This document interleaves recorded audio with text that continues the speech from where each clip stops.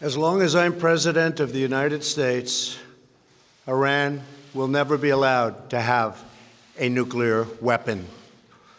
Good morning. I'm pleased to inform you the American people should be extremely grateful and happy. No Americans were harmed in last night's attack by the Iranian regime. We suffered no casualties. All of our soldiers are safe, and only minimal damage was sustained at our military bases. Our great American forces are prepared for anything. Iran appears to be standing down, which is a good thing for all parties concerned and a very good thing for the world. No American or Iraqi lives were lost because of the precautions taken, the dispersal of forces, and an early warning system that worked very well. I salute the incredible skill and courage of America's men and women in uniform. For far too long, all the way back to 1979 to be exact, nations have tolerated Iran's destructive and destabilizing behavior in the Middle East and beyond. Those days are over. Iran has been the leading sponsor of terrorism, and their pursuit of nuclear weapons threatens the civilized world. We will never let that happen. Last week, we took decisive action to stop a ruthless terrorist from threatening American lives.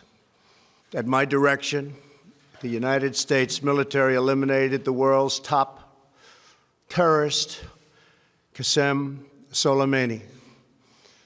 As the head of the Quds Force, Soleimani was personally responsible for some of the absolutely worst atrocities. He trained terrorist armies, including Hezbollah, launching terrorist strikes against civilian targets. He fueled bloody civil wars all across the region.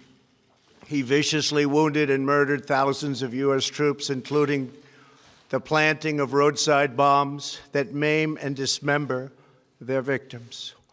Soleimani directed the recent attacks on U.S. personnel in Iraq that badly wounded 4 service members and killed 1 American, and he orchestrated the violent assault on the U.S. Embassy in Baghdad. In recent days, he was planning new attacks on American targets, but we stopped him. Soleimani's hands were drenched in both American and Iranian blood. He should have been terminated long ago. By removing Soleimani, we have sent a powerful message to terrorists. If you value your own life, you will not threaten the lives of our people. As we continue to evaluate options in response to Iranian aggression, the United States will immediately impose additional punishing economic sanctions on the Iranian regime. These powerful sanctions will remain until Iran changes its behavior. In recent months alone, Iran has seized ships in international waters, fired an unprovoked strike on Saudi Arabia, and shot down 2 U.S. drones. Iran's hostilities substantially increased after the foolish Iran nuclear deal was signed in 2013, and they were given $150 billion, not to mention $1.8 billion in cash. Instead of saying thank you to the United States, they chanted death to America. In fact, they chanted death to America the day the agreement was signed. Then Iran went on a terror spree, funded by the money from the deal, and created hell in Yemen, Syria, Lebanon, Afghanistan, and Iraq.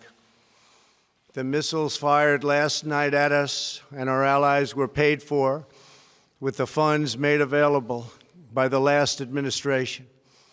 The regime also greatly tightened the reins on their own country, even recently killing 1,500 people at the many protests that are taking place all throughout Iran. The very defective JCPOA expires shortly anyway and gives Iran a clear and quick path to nuclear breakout.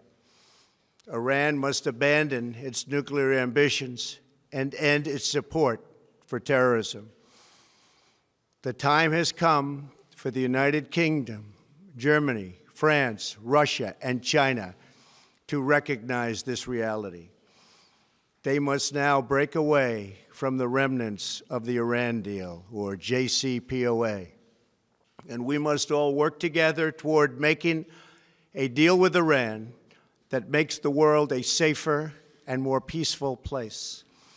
We must also make a deal that allows Iran to thrive and prosper and take advantage of its enormous untapped potential. Iran can be a great country. Peace and stability cannot prevail in the Middle East as long as Iran continues to foment violence, unrest, hatred, and war. The civilized world must send a clear and unified message to the Iranian regime. Your campaign of terror, murder, mayhem will not be tolerated any longer. It will not be allowed to go forward. Today, I am going to ask NATO to become much more involved in the Middle East process. Over the last 3 years, under my leadership, our economy is stronger than ever before, and America has achieved energy independence. These historic accomplishments change our strategic priorities. These are accomplishments that nobody thought were possible. And options in the Middle East became available. We are now the #1 producer of oil and natural gas anywhere in the world. We are independent, and we do not need Middle East oil. The American military has been completely rebuilt under my administration at a cost of $2.5 trillion. U.S. armed forces are stronger than ever before. Our missiles are big, powerful, accurate, lethal, and fast.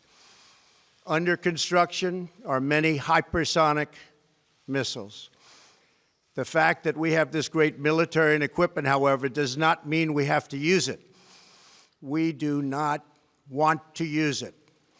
American strength, both military and economic, is the best deterrent. 3 months ago, after destroying 100% of ISIS and its territorial caliphate, we killed the savage leader of ISIS, al-Baghdadi, who was responsible for so much death, including the mass beheadings of Christians, Muslims, and all who stood in his way. He was a monster. Al-Baghdadi was trying again to rebuild the ISIS caliphate and failed. Tens of thousands of ISIS fighters have been killed or captured during my administration. ISIS is a natural enemy of Iran. The destruction of ISIS is good for Iran, and we should work together on this and other shared priorities.